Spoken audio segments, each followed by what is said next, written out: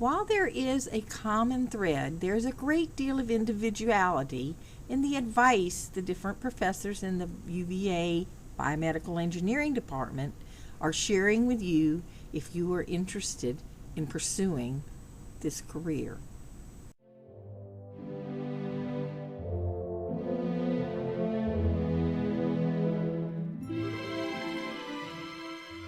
My advice for students who are interested in biomedical engineering is probably the same as my advice to students your age that are interested in anything. Don't get focused on any one thing too soon. Right? Sometimes people decide that they think this is what they want to do, and then they get really focused and they forget to look around and see all the other things. And especially when you go to college, I think the most exciting thing about college is you get to take classes in all kinds of things you never heard of before, things your high school didn't have classes in. And so I think that is a really fun process, and that it's great to do some exploring and figure out what you're really excited about before you make any decisions. So I think that's my most important advice. So here's some advice for anyone who's, really anyone trying to figure out what they want to do in their career, but in particular if you think biomedical engineering is something you might be interested in, is first of all, keep up with your math, keep with it, try to get as much work on it. If it doesn't come all that easily to you, it doesn't come that easily to many people, nor did it to me. I had to work really hard at it, and it takes time, but it's worth it. And you'll find that as you work more and more on it, it will get easier. And there'll be times where it gets harder. For example, if you see calculus the first time, it might blow your mind, but that means that you're actually trying to really understand it. It means you're not just memorizing it, you're actually trying to figure it out, and it's very new concepts, and it just takes some time to learn them. I think that's, just give yourself that time and give yourself a chance. I think that's one way to put it. The other things is just keep exploring. If you're interested in something, explore it. If you're interested in biology, take more biology or read about biology. Do things independently too. I think it's good to take classes and keep up with it in school, but you can be your own separately. You can learn many things on your own, especially now with the web. There's so much that you can at your fingertips that you can just learn on your own and do on your own. It's really it's even just good to become good at learning things on your own, because now in my job there's often things that that we need to do and things that we need to learn to do that. And so we often faced with, okay, we want to solve this problem, but really in order to solve that problem we need to know there's things that we don't understand now, things about how, for example, muscle works that we don't understand. And we need to know that in order to solve our problems. So we'll go and figure that out. Some of it might actually be learning some new field that we don't know about. So it'd be more reading and actually reading the web and that sort of thing. Reading research papers. And other times it might be, okay, we have to do some experiments to figure this out in our lab. So we'll do that. But we're also often faced with this idea that we need to learn something on our own to solve a particular problem. So, and you can do that now. You're empowered with many resources, and you're smart. You can figure it out. You just have to give yourself a chance.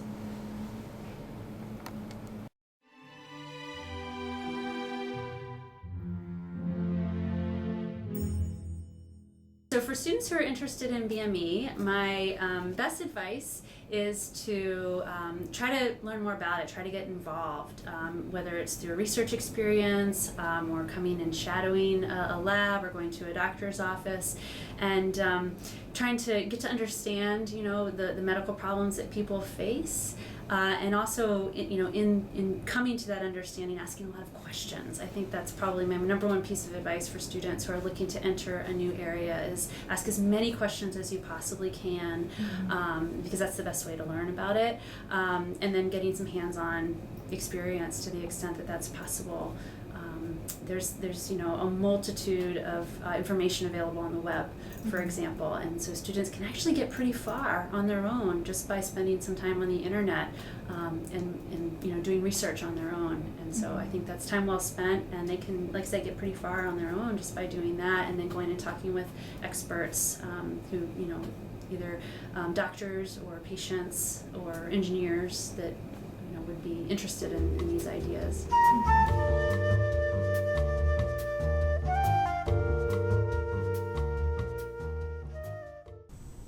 At UVA, the SEAS program, standing for Students, Engineering, and Applied Science, offers many opportunities for people to get involved at every level.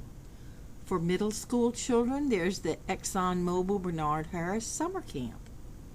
For students beginning to come to college, the Bridges program is available. Or for juniors and seniors in high school, there's the ITE summer program for Introduction to Engineering. For college students, undergraduates, there's a REU, Research Experience for undergraduates.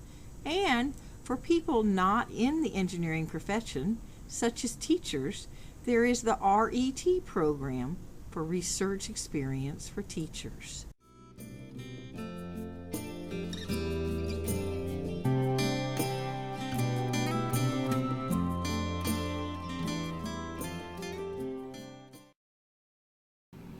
All right, so something I'd like you to think about is what is a professor? What are professors like, right? So easiest way to do this, just think about your stereotype.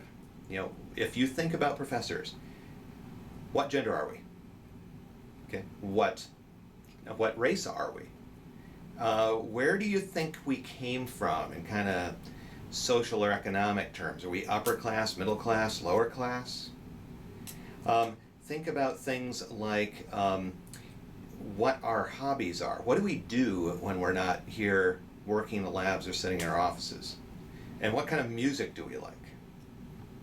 Now, if you're like the average student, you said that the stereotype is that we are white males from upper middle class to upper class who grew up in kind of suburban or urban environments, that our hobbies include writing scientific papers, doing scientific research, and playing golf and chess, and that for music we listen to classical and only classical on pain of death.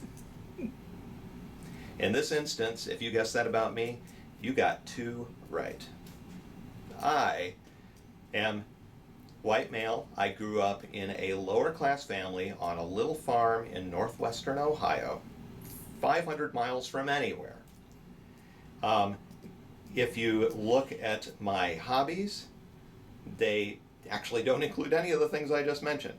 When I have free time, I like to hike. I like to drive way too fast on my motorcycle. I like to build and repair things at home. I like to play with my dog. And what kind of music do I like? Heavy metal. So don't prejudge yourself when you think about going into BME or engineering or any of the sciences and mathematics and technology. Just don't do that. Though I might look superficially like kind of the classic professor, when it comes right down to it, I am about the least likely person of all to end up where I am today in one of the top departments in a top engineering school at one of the top universities in the United States. So yeah, for the kids actually early in their age, so if they're interested in biomedical engineering, well, my suggestion is don't focus too narrowly on biology or biomedical engineering. So widen your mind, widen your scope. So, say for me, I don't know too much about biomedical engineering before 2006. So actually, I spent more years in electrical engineering than in biomedical engineering. But I don't see that as a drawback. Actually, I think that actually brings more fresh ideas to this interdisciplinary field. So my suggestion is that early in your age, don't limit yourself to a specific field. Just you can enjoy studying, mathematics, physics, chemistry again, So, and then if you're interested, you can also pay a little attention to this biology. Just widen your scope as much as possible. So to get yourself a interdisciplinary background, I think that will be very beneficial to your future BME study.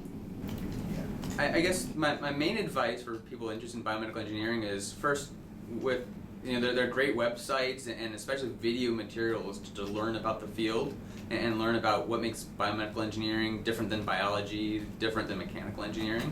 So that's a good start. And then if that seems something that's interesting to you, first you better work really hard in your math and science classes. But then if this seems to click with you, it seems exciting, then probably come to the C's or engineering school open houses so you can meet undergraduate students and professors and get to ask questions in a lot more detail. Okay. So my advice for students that are interested in BME is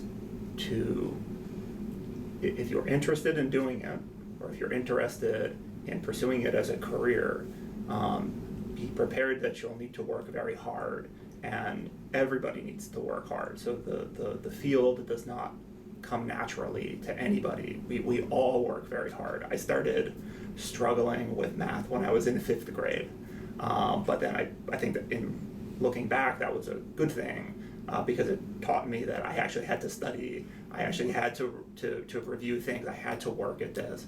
And I actually think it made me do better in college because I struggled so much starting from elementary school with some of these fields. I enjoyed it. I enjoyed working hard in these different areas, but it was difficult. But I was persistent, and I stayed with it.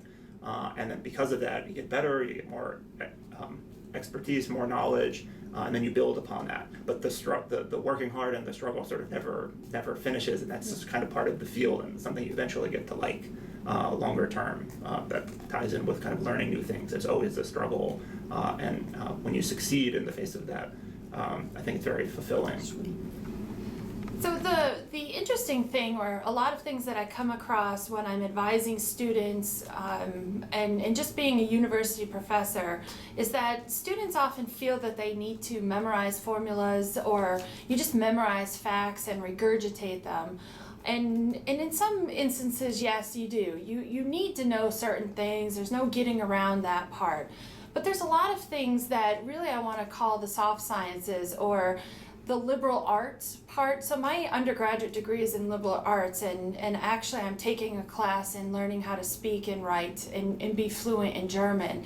And that embodies really what you need to do to be successful as a scientist, or successful in life in general, any profession that you're interested in. And that is really to have a deep understanding, curiosity, again, that word, and also thinking. So it's not just memorizing things, but really being able to synthesize information, putting it all together. Here's A, here's B. It doesn't just make C, it makes C, D, E, F, and G, all the way to Z. And it's really that ability to put things together and to think that characterizes how well and how successful you're going to be in the sciences, because you just can't memorize everything. And sometimes you'll have this real eureka moment where something will happen in the lab and you have no idea what it means, but you have to be able to think about it and put it into context, grab all the history that you've learned and all those facts, but really reach outside of that comfort zone and just to think. And so thinking about things, why you're doing it, not just doing it, but why you're doing it. What does this mean? How does this influence things? What can this mean for the future is really going to be incredibly important to your success. So some people tend to draw a distinction or a line. Some people tend to draw a line between people who like biology and people who like math and physics and engineering. And to do well in biomedical engineering, you kind of want to erase that line. You don't want to say, I like biology, but I don't like math, or vice versa. I like math, but I don't like biology. What you really want to do is convince yourself that you can like both math and biology, and there are plenty of people that do like both. And so once you start to realize that I like math and I like biology, then you can get to a point where you say, okay, I can actually apply math to biology, and I can start thinking very quantitatively about, I can start using mathematical terms and expressions and that way of thinking to describe biology. And once you start doing that, then you're becoming a biomedical engineer.